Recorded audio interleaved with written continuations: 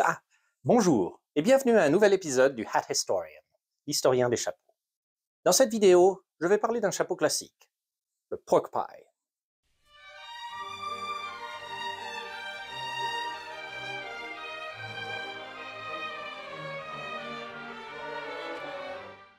Le pork pie, mot qui signifie tourte au porc, est un type de chapeau classique avec une calotte ronde, au sommet plat et souvent un rebord court et retourné, qui prend son nom de sa ressemblance à une tourte au porc sur une assiette, un plat populaire en Angleterre. Il a ses origines au XIXe siècle, mais a réellement gagné en popularité pendant l'époque du jazz dans les années 1920 et 30, et a connu une légère renaissance récemment. Alors voyons comment il a évolué. L'inventeur du pork pie est inconnu, le chapeau évoluant de style porté dans les années 1830 à 1860. On peut noter que, comme le fedora dont j'ai déjà parlé, bien qu'il soit généralement considéré maintenant comme un chapeau masculin, il était à l'origine plutôt associé à la mode féminine. Les femmes portaient de petits chapeaux plats en paille, velours ou en soie, souvent épinglés vers le devant de la tête, avec des rubans serrant la calotte, parfois accentués avec des fleurs. Ce chapeau simple et léger était d'une certaine façon similaire au chapeau de paille qui deviendrait le canotier, souvent avec un rebord plus étroit, et serait à terme adopté par les hommes d'une façon similaire, parfois pour imiter le style nautique avec des rubans vers l'arrière. Mais ce n'était pas encore un style pleinement établi, particulièrement pour les hommes, apparaissant dans de nombreuses tailles, souvent se démarquant par son sommet plat et sa petite hauteur, se différenciant des melons et des hautes formes de l'époque. Ce n'était qu'après le tournant du XXe siècle qu'il commença à établir son propre pédigré, particulièrement parmi la classe qui lui fut le plus fidèle, les artistes de musique et de spectacle. L'un des hommes les plus responsables pour la popularisation du pork pie et sa sortie de l'ombre est le célèbre acteur de films muets Buster Keaton. L'une des premières grandes vedettes du cinéma, connu pour ses impressionnantes cascades et l'expression neutre qu'il gardait en tout temps, Keaton joua dans de nombreuses comédies muettes dans les années 1920. L'une de ses marques était un reconnaissable chapeau plat de type pork pie, plus plat que les versions communément vues. Il les fabriquait lui-même, en recoupant un Stetson et en rigidifiant le rebord avec de l'eau sucrée. Ces chapeaux étaient souvent détruits lors du tournage du film, soit en coulisses ou même sur l'écran, et donc il en utilisa des centaines au long de sa carrière, disant que de n'en avoir besoin que de 6 pour un film était une petite quantité, et plus tard il en donnait aussi à ses fans. La prééminence qu'il apporta pour ce style cimenta sa place chez les artistes, et après le développement du jazz pendant la Grande Dépression, beaucoup de musiciens l'adoptèrent.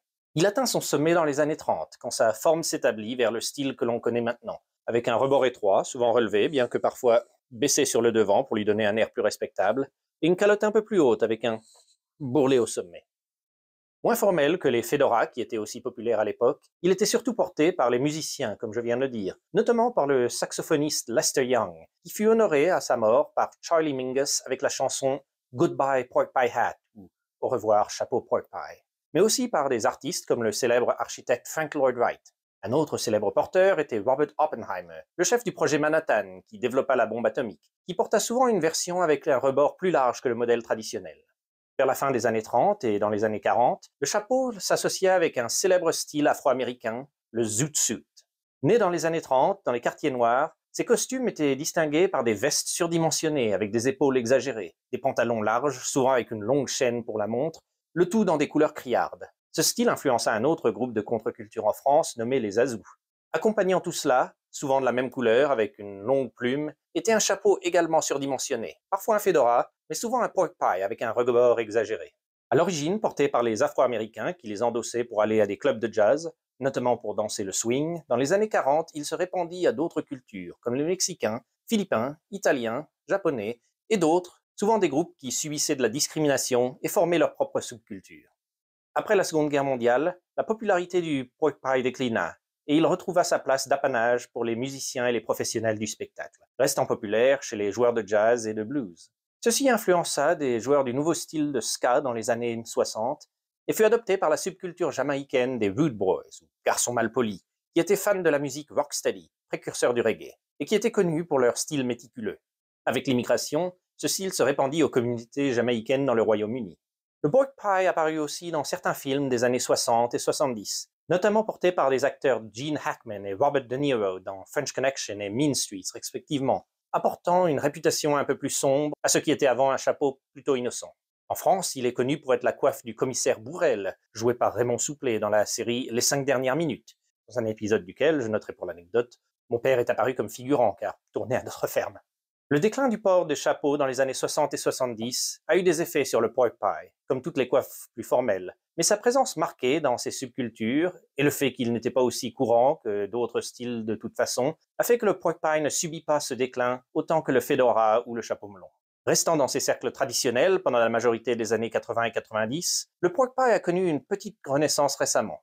Il continue à être apprécié des musiciens de blues et de leurs fans, souvent trouvés dans les clubs de jazz de la Nouvelle-Orléans à New York, et même Paris ou Montréal ou Kinshasa. Il est aussi un accessoire de mode adopté par certains hommes, et dans un retour à ses porteurs originels, femmes célèbres.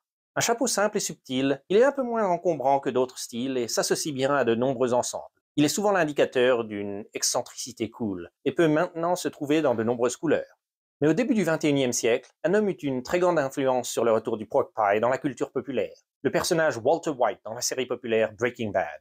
Ce prof de chimie, devenu fabricant de drogue, porte un pork pie noir très reconnaissable lorsqu'il agit en tant que son alter ego criminel de Heisenberg. Et ce style est devenu fortement associé avec lui. Ce qui est intéressant, c'est que le chapeau était à l'origine seulement porté à la demande de l'acteur Bryan Cranston pour protéger son crâne rasé du rude soleil du Nouveau-Mexique. Mais il est devenu un élément intégral du personnage et, à travers lui, de la culture populaire. Un simple chapeau informel de femme a une marque de style non conventionnelle. À travers les musiciens et les acteurs, le pork pie est devenu un symbole d'une excentricité stylée. Encore utilisé dans certains cercles aujourd'hui, il continue à être l'attribut d'une personne cool avec du style. J'espère encore une fois que vous avez trouvé cette vidéo intéressante et que vous me rejoindrez bientôt pour un autre chapeau. Jusque-là, chapeau à vous tous.